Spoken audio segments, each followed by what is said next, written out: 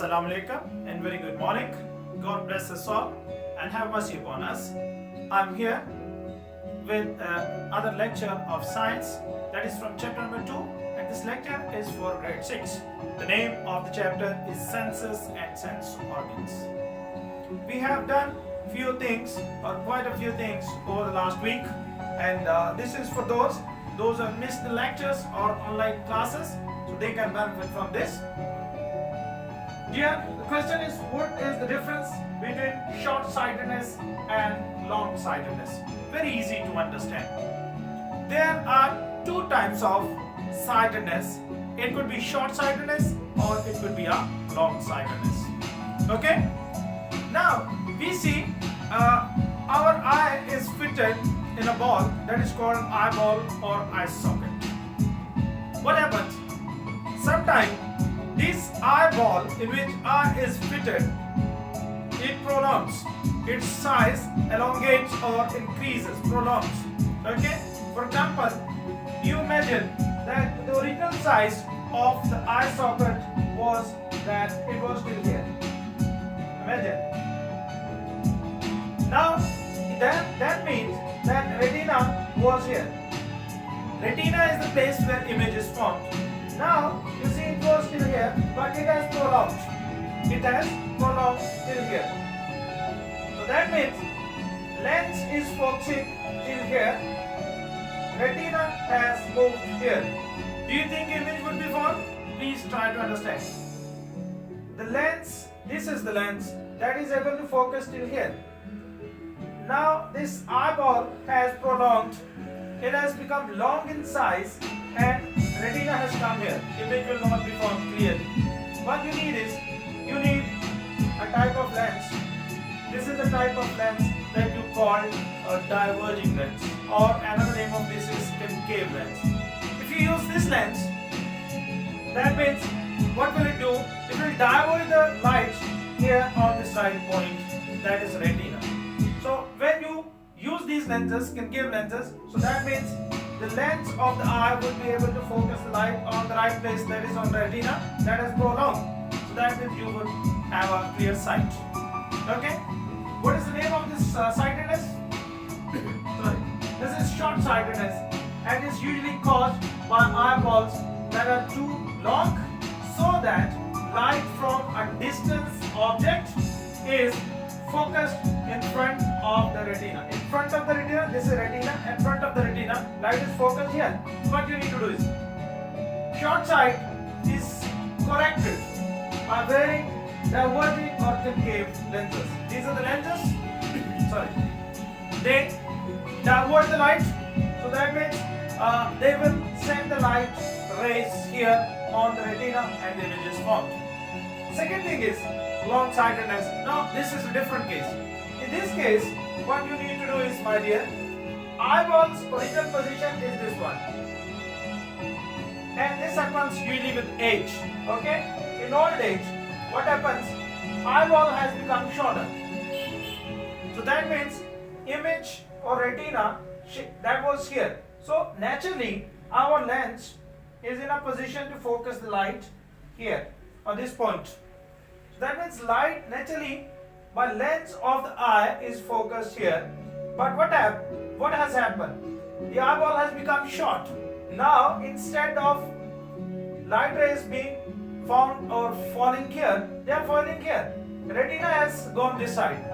So that means the image is formed behind retina. Retina is here, image is formed here. So what you need to do is, you need a converging lens that can converge the light, pull it back and focus it on the retina. For this you would use this type of lenses. These are called convex lenses or converging lenses.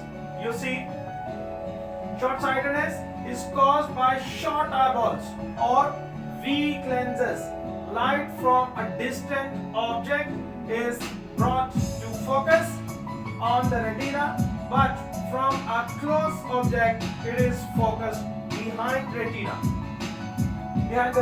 This defect of vision is corrected by wearing converging or convex lenses which focus the image on the retina. So that means when the eyeball becomes shorter, the light instead of falling here, here, it falls here. So when you use convex lens, so it will take the focus of the light back on the retina. At this point, the image will be formed on the right place. So this way, you can correct this effect of sightedness that is called long-sightedness. So what happens in short-sightedness? The eyeball becomes long. The image is formed in front of retina. In case of long-sightedness, the eyeball becomes short. The image is formed usually behind retina. So this can be corrected by wearing convex lenses. This can be corrected by wearing concave lenses. Now another question is, how is the eye? How is the eye? It has to be here. How is the eye like a camera or camcorder? How is it different? There are two questions. Camera, how is it like eye, and how is it different from an eye? So these are the two questions. We learned eye is like a camera or camcorder in that it has a lens. One thing is, eye also has a lens. We see here, this is the lens of the eye. No camera is designed without lens, okay, because that is one of the integral part of a camera. So that means one thing is common between eye and the camera, that is lens. Then, of course, there will be some part that is screen. Okay, there is a screen on which image is formed in the camera. In the same way, there is a screen that is called retina in the eye as well, where the image is formed. So two things are common between camera and the eye. Camera and the eye, two things are common. One thing is lens, second is the screen where the image is formed. In the eye, this is called retina. In the camera, that is called short screen where the image is formed. So that means, and a means of regulating the amount of light reaching the retina. Do you know, when there is dark, you cannot see. When there is a dark, the camera cannot take a picture. Why? Because they both need a light, and the light passes through the lens. In eye, it passes through a small structure, the hole that is called pupil. Okay, and then in the camera, the same lens, it helps to pass the light into, and then the image is formed or taken. Okay, so three things are common. One thing is there is a lens between eye and a camera. There is a lens in camera and in the eye. There is a screen or a membrane where the image is formed. In eye, it's called retina. In camera, it's called screen. Okay. The third thing is light has to pass. So three things. So that means somehow eye is like a camera or camcorder. Then the second part of the question was, how is it different? So there is a difference. What happens? Usually if you have seen a camera with a focus, okay, usually when we roll that focus lens, so lens, it sometimes moves up or sometimes it moves back.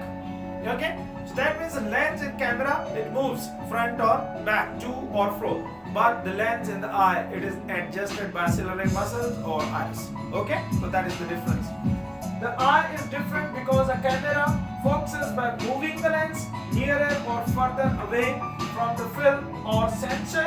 The lens of the eye is able to change shape to focus on near or distant object. That means the lens in the eye, it changes its shapes, okay, with the help of iris or ciliary muscles, whereas it makes adjustments. But the lens in the camera, what does it do? It moves to and fro in order to focus the object. Right. Question number 3 for the day is, why would it be dangerous for someone with faulty semicircular canals to ride a bicycle? It's very important question that you need to understand. That eye is like a semicircular canal, it's not connected with the eye, it's connected with the ear. These are the canals which take message. They are located in the third part of the ear. Ear has 3 parts. The first one is called the outer ear, then of course middle ear, and then the inner ear. The inner ear has semicircular canals, and these ears, they help to maintain the balance. But if there is a fault in semicircular canals, so that means the person would not be able to maintain the balance, and he or she would not be able to ride a bicycle or a cycle or motorcycle. How it is dangerous? It would be dangerous for someone with faulty semicircular semicircular canals to ride a bicycle because it is the semicircular canal or semicircular canals that the sense of balance is located. So where is the sense of balance located? The sense of balance is located in the semicircular canals which are present in the inner part of the ear. There is third part where the message is carried to the brain. Okay, and if they are faulty, so that means person will not be able to maintain the balance. Then first question of next chapter, there is photosynthesis and respiration. It's a very simple question, I've not written here. The question is what is chloroplast and chlorophyll?